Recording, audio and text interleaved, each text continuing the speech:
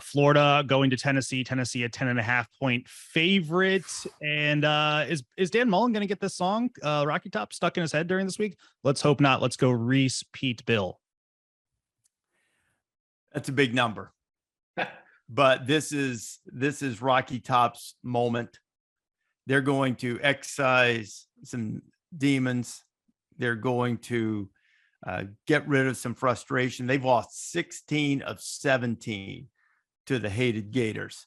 They've lost, I think, 41 of their last 44 to the Big Three in terms of their Big Three rivals of Florida, Georgia, and Alabama. This is the day that they will give their all for Tennessee. This is the day that they are the team that makes the fewest mistakes and they will win. This is the day that they play for and make the breaks. And when one comes their way, they will score. If at the first of the game, the breaks go against you, don't let up. Tennessee will just put on more steam. Tennessee will protect its kickers, their quarterbacks, their lead, and their game. They will ball, they will cover, they will block, they will cut, they will slice, they will pursue and gang tackle, for this is the winning edge. They will press the kicking game because here is where the breaks are made, and they will carry the fight to the Gators, and they will keep it there for 60 minutes, and the Big Orange will win and cover. $1 to each of you if you know what it was I was just quoting. I was about to look up Nealon's maxims to quote some of them. Attaboy, Bill. I started to recognize what you were saying very quickly. Attaboy. Tennessee covers.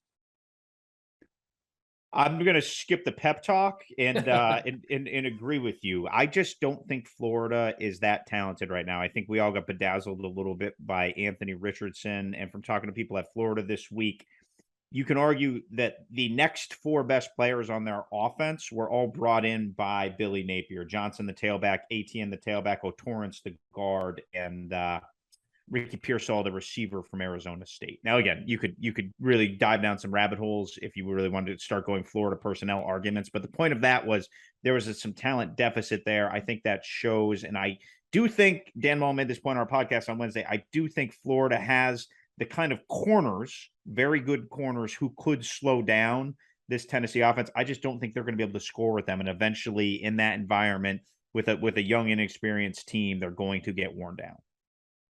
Yeah, I think the theme of the week, as I've been kind of piecing together my Friday column, is that it's kind of strength versus strength and weakness versus weakness in a lot of the big games this week. This one's no exception. When Florida has the ball, I mean, they've been running the ball like crazy. And Richardson's been a part of that. But, I mean, Johnson, Wright, and Etienne are averaging 7.1 yards per carry over about 24 a game. That's fantastic. Can't pass, but Tennessee defends the run really well. And granted, against pretty iffy competition, they've shown maybe a little bit of vulnerability against the pass as well. So those are the hardest matchups to figure out. I do figure, like, if this wasn't Tennessee, Florida, we wouldn't be really questioning any sort of, can Tennessee win by double digits things. I looked up in our gambling database over the last 40 years, how often has Tennessee been favored by this much? The answer is they haven't. I think the biggest line they've had in their favor was -5. That was in 2002 when they lost by 17. So it's a weird matchup, and obviously Tennessee's history makes us kind of question them. But on paper, Tennessee's double digits better than Florida at this stage in the game, I think. And so I'm gonna go with Tennessee, despite that lovely history. Thanks for watching ESPN on YouTube. For live streaming sports and premium content, subscribe to ESPN Plus.